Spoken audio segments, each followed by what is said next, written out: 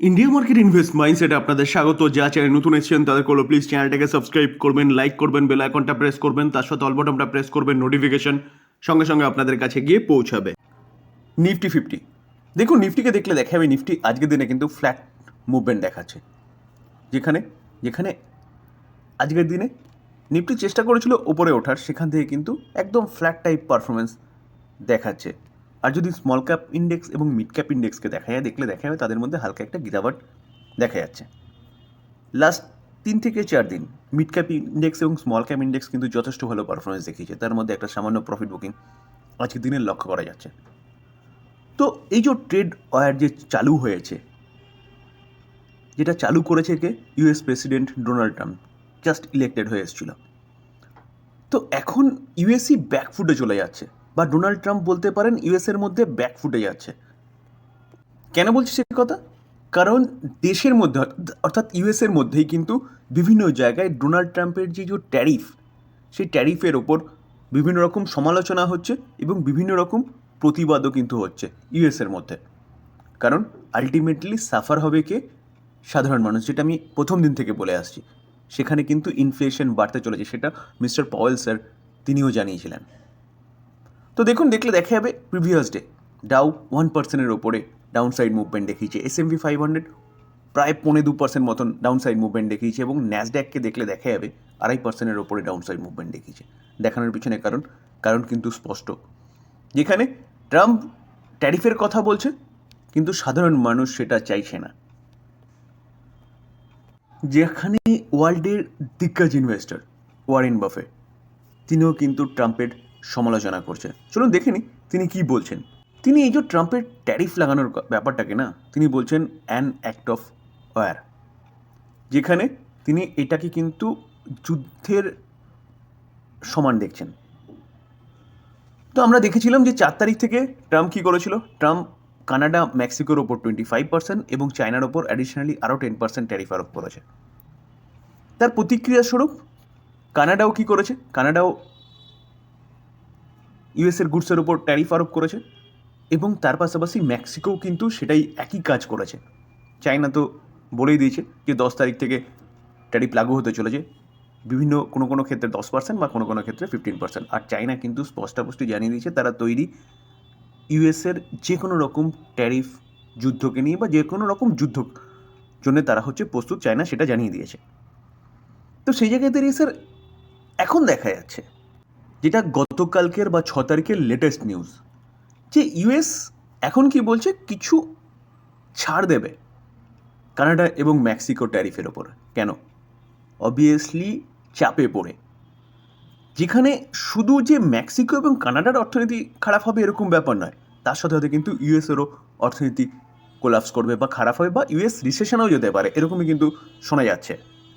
তো তার জন্যেই কিন্তু ট্রাম্পের গলায় এখন অন্যরকম সুর দেখা যাচ্ছে, যেখানে সারা ওয়ার্ল্ডকে তারা থ্রেট দিয়ে বেড়াচ্ছে। চায়নাকে বলুন, কানাডা, মেক্সিকো, ইউরোপিয়ান ইউনিয়ন বলুন, ইন্ডিয়া বলুন, ব্রাজিল বলুন, সবাইকে থ্রেট দিয়ে যাচ্ছে কি রেসিপ্রোকাল ট্যারিফ হবে, রেসিপ্রোকাল ট্যারিফ লাগাবে। সেটা লাগাতে গেলে কিন্তু তারা কোথায় বিজনেস করবে? আরে স্যার, তারা যে ট্যারিফ লাগাচ্ছে বিভিন্ন দেশ উল্টো প্রতিক্রিয়া নেবে, তো সেই জায়গায় এদের ইউএসকেও তো বিজনেস করতে হবে। তো সবকটা দেশ যদি একজুট হয়ে যায়, তাহলে কিন্তু ইউএসের অর্থনীতি কোলাপস করবে।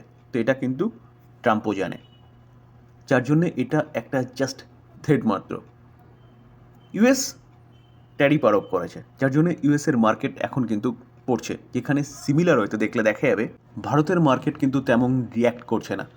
যেখানে আমরা গতকালের মার্কেট দেখেছি ইউএসের পড়েছে, 4 তারিখেও দেখেছিলাম ইউএসের মার্কেট কিন্তু ব্যাপকভাবে পড়েছিল, ডাউ বলুন কি ন্যাসড্যাক বলুন। আমাদের মার্কেট কিন্তু সাপোর্ট নিয়েছে 22,000-এ, এবং সেখান থেকে কিন্তু আপসাইড মুভমেন্ট দেখাচ্ছে, আজকে ফ্ল্যাট টাইপ পারফরমেন্স দেখাচ্ছে। কেন ইউএস ভয় পাচ্ছে? চলুন সেই ডেটাটা একটু দেখি, বা কোন জায়গা দিয়ে ইউএসকে ভাবাচ্ছে। এটা বাস্তব, এটা ভাবতেই হবে তাদের যে ফাইন্যান্স মিনিস্টার আছে বা তাদের গভর্নমেন্টকে। আমরা যদি ইউএসের সাথে বিভিন্ন দেশের বিজনেস দেখি, দেখুন ইউরোপীয় ইউনিয়ন কতটা এক্সপোর্ট করছে। এটা প্রথম কলামটা এক্সপোর্ট, এটা ইম্পোর্ট। এক্সপোর্ট করছে কত? 370 মিলিয়ন। তো যদি ইউরোপীয় ইউনিয়নের কাছে যদি 25% ট্যারিফ করে, যে এক্সপোর্টটা করছে সেটা কোথায় করবে, এবং যে ইম্পোর্টটা করছে সেটা কোথা থেকে আসবে? ব্যাপক একটা ইম্পোর্ট কিন্তু তারা ইউরোপিয়ান ইউনিয়ন থেকে করে। তো সেই জায়গায় দাঁড়িয়ে তার পাশাপাশি যদি আমরা দেখি, তাহলে দেখা যাবে, দেখুন কানাডা এক্সপোর্ট করছে কত, 350 মিলিয়ন, এবং ইম্পোর্ট করছে 412 মিলিয়ন। তো এটা তো প্রায় সমানে। তো এখানে যদি কানাডার ওপর যদি তারা ট্যারিফ আরোপ করে, এবং কানাডা যদি উল্টো ট্যারিফ আরোপ করে দিয়েছিল বা করে দিয়েছে, সেই জায়গায় দাঁড়িয়ে তারা এই জিনিসটা কী করবে, আর এত টাকার মাল কোথা থেকে নেবে? তারা উৎপন্ন করতে পারছে না বলেই বিদেশ থেকে আমদানি করছে। সিমিলার হয়তো দেখা যাবে মেক্সিকো ঠিক একই রকম। হ্যাঁ, হয়তো কী করছে, ইম্পোর্ট বেশি করছে, কিন্তু এক্সপোর্টও তো করছে। তো সেই জায়গায় দাঁড়িয়ে এই ইম্পোর্টটা কোথা থেকে করবে এত টাকার মাল? তো এই তিনটে দেশ দেখলেই দেখা যাবে, দেখুন ইউরোপিয়ান ইউনিয়ন বলুন, এবং কানাডা বলুন, তার পাশাপাশি মেক্সিকো বলুন, ব্যাপক একটা ট্রেড কিন্তু হয়। তার পাশাপাশি চায়নাও রয়েছে। চায়না থেকে কত, 438 বিলিয়ন ডলারের একটা কী হয়, ইম্পোর্ট করে তারা, ইউএস।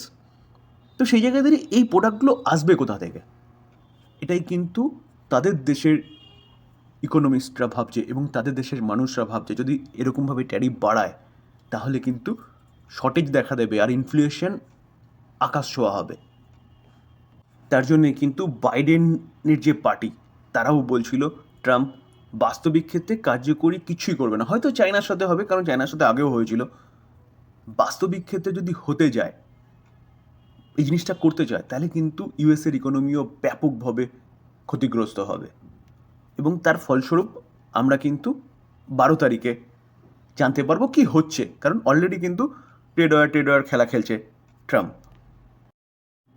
প্রতি মাসের শুরুতে প্রিভিয়াস মাসের যে ইনফ্লেশন ডেটা, সেটা কিন্তু বেরোয়। তো ইউএসের ইনফ্লেশন ডেটা কবে পাওয়া যাবে? আগেরটা পাওয়া গেছিলো 12ই ফেব্রুয়ারি, যেখানে যা ফোরকাস্ট করা হয়েছিল তার থেকে বেশি এসছে। অলরেডি কিন্তু ইঙ্গিত পাওয়া গেছে, যেটা পাওয়েল স্যার, আমাদের আরবিআই, তাদের ফেড, তো ফেডের চেয়ারপারসন মিস্টার পাওয়েল স্যার কিন্তু অলরেডি ইঙ্গিত দিয়েছিল যে যেই পথে এগোচ্ছে ট্রাম্প, সেই পথে যদি যায় ইউএসের অর্থনীতি, তাহলে কিন্তু ইনফ্লেশন আবারও বাড়বে। তো তাকে রেট কাট স্টপ করতে হবে, তিনি কিন্তু ডিসেম্বরের মিটিংয়েই বলেছিলেন। তো এখন দেখা যাচ্ছে যে 12ই মার্চ, আজকে হচ্ছে কত তারিখ, 7 তারিখ। তো 12ই মার্চ কবে? বুধবার।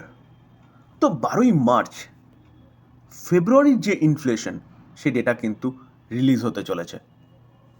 তো এই দিনকে আরও বোঝা যাবে যে তাদের ইকোনমি কোন দিকে যাচ্ছে, কারণ অলরেডি ট্রাম্প, যেটা আমি আগেই বলছিলাম, যে ট্রেড ওয়ার খেলা কিন্তু শুরু করে দিয়েছে। চায়নার সাথে চলছে, মেক্সিকোর উপর লাগিয়েছে, আবার কিছু ছাড় দিচ্ছে। তো এরকমভাবে দেখা যাবে কিন্তু আলটিমেটলি যে মানে বলতে পারেন যে পদক্ষেপ নিতে চলেছে ট্রেড ওয়ার বা রেসিপ্রোকাল ট্যারিফ, এইসব ট্যারিফ নিয়ে, সেসব কিন্তু কার্যকরী করতে গেলে অনেকবার চিন্তাভাবনা করতে হবে। তো এটা জাস্ট অনলি ফর থ্রেড মাত্র বলতে পারেন।